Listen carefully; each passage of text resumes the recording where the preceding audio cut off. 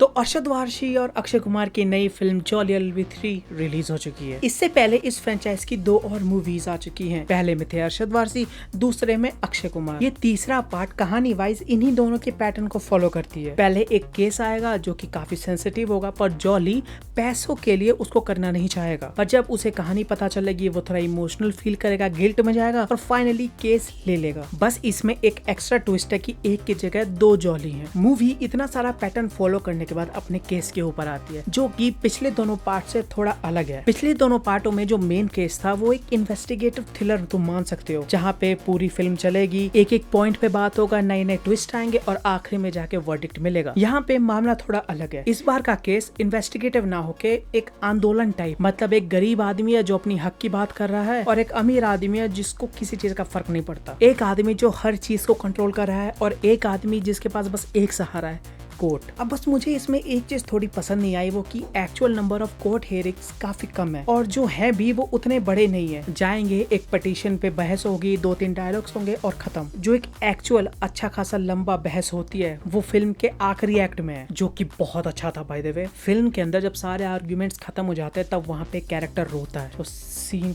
काफी कमाल का था। सिंपल सा सीन है, ज्यादा मुश्किल नहीं है। सारे साउंड हटा दिए, सिर्फ रोने की आवाज सुनाई दे रही है और वो कैरेक्टर इस पूरी कहानी में काफी ज्यादा इम्पोर्टेंट है। तो जब वो रोता है तब हमें काफी सारी चीज रियलाइज होती है, उस कैरेक्टर की जर्नी, उसने क्या क्या सहा है and why she is crying right now. काफी हैवी था। बस यही है कि इससे पहले वाले कोर्ट हियरिंग्स को थोड़ा लंबा दिखाते हैं। इस बार इन्होंने बाहर के ड्रामा पे ज्यादा फोकस किया है। इस कोर्ट रूम ड्रामा के अलावा ये फिल्म में एक और चीज के लिए जानी जाती है, इसकी कॉमेडी, जो कि इस फिल्म में भी काफी बढ़िया है। कोई भी सिचुएशन या ऐसा भी एक जोक नहीं निकला होगा जिसपे मुझे हंसी ना आई हो। सिचुएशनल कॉमेडी सबसे बढ़िया थी एंड अक्षय कुमार बिंग अक्षय कुमार, उनको स्क्रीन पे देख के ही मजा आ रहा था। वो जैसे एक्स्ट्रा के साथ थोड़ी बहस कर लेते हैं, जब लड़ाई हो रही है तो किसी एक्स्ट्रा के पकड़ के बाल खींच दिए, उसके शर्ट फाड़ दिया, किसी को कुछ बोल दिया एंड वो समझ में आता है कि वो रिटर्न नहीं है, वहीं पे इम्प्रोवाइज किया गया और मजा आता है देख के। एक सीन तो दिमाग से हटता ही नहीं है। अक्षय कुमार अपने कैबिन में बैठे हुए हैं, आसपास उनके सभी लॉयर वगैरह ने ग्रुप बना रखा है। उनका असिस्टेंट सबको जाने के लिए कहता है। वहाँ पे अक्षय कुमार कहते हैं रुको, ये मुजरा चल रहा है, मैं मुजरा करके दिखा देता हूँ, और वो सही में नाचने लगते हैं। कमाल का था वो सीन।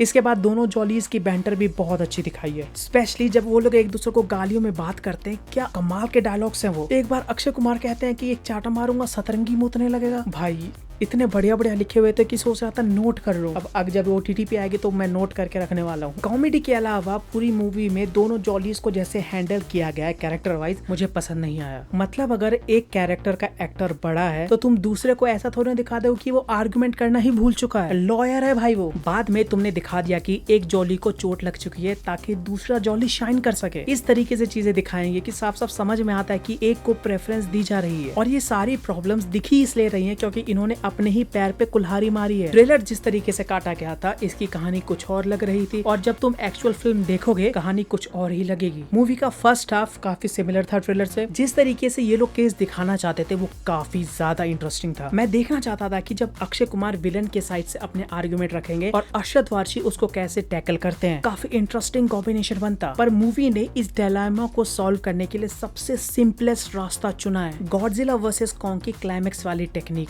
जब तुम मूवी देखोगे तो तुम्हें साफ साफ समझ में आ जाएगा कि ये चीज क्यों करी जा रही है। तुम किसी भी अपने फेवरेट कैरेक्टर को ग्रे शेड में नहीं दिखा सकते, ना ही दिखाना चाहते हैं। इसकी वजह से होता यह है कि इंटरवल के बाद मूवी अपना वो स्पार्क खो देती है, जिसकी वजह से मैं ये फिल्म देखना चाहता था। लेकिन ये बात इस फिल्म की माननी पड़ेगी कि इन सब चीजों के बाद भी ये तुम्हें कहीं भी बोर नहीं होने देती। जब मैंने घर पे आके चेक किया तो देखा लेट हो चुका था, तो पता चला ये 2 घंटे 40 मिनट की फिल्म है और ये मूवी पता नहीं चलने देती। इसका स्क्रीन पे काफी अच्छे से लिखा गया है, स्पेशली जो ड्रामा वाला पार्ट है जिसपे इन्होंने ज्यादा फोकस किया था। एक कैरेक्टर है जिनकी कहानी दिखाई जाती है, जिसके ऊपर आगे केस चलता है। बहुत ही छोटे समय पे उनके सारे कैरेक्टर्स, उनके रिलेशंस और उनका जो स्ट्रगल है वो सब एक्सप्लेन कर देती है। जो नए कैरेक्टर्स दिखाए हैं पिछले जितने इंटरेस्टिंग तो नहीं, पर अपनी छाप छोड़ जाते हैं। उनको देख के एक मेनेसिंग, एक गुस्से वाली फीलिंग आ जाती है बाय गॉड। उसके बाद एक चीज तुम इसमें नोटिस करोगे कि इसमें बहुत सारे वही एक्टर्स है जो पिछले मूवीज में थे, बस उनका नाम और कैरेक्टर चेंज कर दिया गया। इसी के साथ तुम्हें मूवी में बहुत सारे अननेसेसरी सीन्स भी देखने को मिलेंगे। देखेंगे। वो क्या कहना चाहते थे अच्छे से समझ में नहीं आता, और जो मैं समझ रहा हूँ अगर वो वही कहना चाहते थे तो इससे भी ज्यादा इम्पैक्टफुल चीजें हो सकती थी। क्लाइमैक्स में अरशद वारसी एक आर्गुमेंट रखते हैं जिससे सिर्फ कुछ सिंपल लाइनों में पूरी कहानी का केस क्लियर हो जाता है। काफी अच्छा बोला था। जिसके बाद वही रोने वाला सीन आता है। इसी स्ट्रक्चर की वजह से मूवी में दो प्रॉब्लम्स आ जाती है। पहला, लंबी कोर्ट हियरिंग्स नहीं दिखती, जिसके बारे में हम बात कर चुके हैं, और दूसरा ये कि हमें इसमें मेन विलन तो मिल जाता है पर उसके सेनापति की एंट्री बहुत लेट होती है, मीनिंग उसके लॉयर की एंट्री, जो मेन लॉयर है। पहले में ईरानी साहब थे, दूसरे में अपने लखनऊ वाले साहब, पर इसमें उतना स्ट्रॉन्ग कैरेक्टर नहीं लगा। उनकी लेट एंट्री के बाद भी वो उतना कुछ छाप नहीं छोड़ पाए जिसके वजह से तुम उस पिक्चर को देखना चाहो। पहले तो मूवीज में इन दोनों अगेंस्ट वाले लॉयर्स का कैरेक्टर इतना स्ट्रॉन्ग था जिसकी वजह से तुम फिर से वो फिल्म देखना चाहोगे, पर इसके लिए तो मेन फोकस बस दोनों जॉली थे। तो ओवरऑल कहूँ तो जॉली LLB 3 काफी अच्छी फिल्म है। कॉमेडी भी अच्छी है, जो क्विज दिखाया है वो भी बढ़िया है, और जो आर्गुमेंट्स लास्ट में पेश किया जाता है वो भी बहुत बढ़िया है। बस इसमें ये दिक्कत है कि इसको पिछली मूवीज की तरह मान के मत चले जाना। इसके अंदर जो केस दिखाया है वो अलग है, वो बाकी दोनों की तरह एक इन्वेस्टिगेटिव कोर्ट केस नहीं है जिसमें तुम्हें लास्ट में सस्पेंस खुले और एक ट्विस्ट आए। इसका क्लाइमैक्स काफी अलग है और जिस हिसाब से केस रखा था काफी इफेक्टिव। तो ये थे मेरे थॉट्स इस फिल्म को लेके। तुम्हारे क्या ओपिनियंस है नीचे कमेंट्स में बताओ एंड सब्सक्राइब।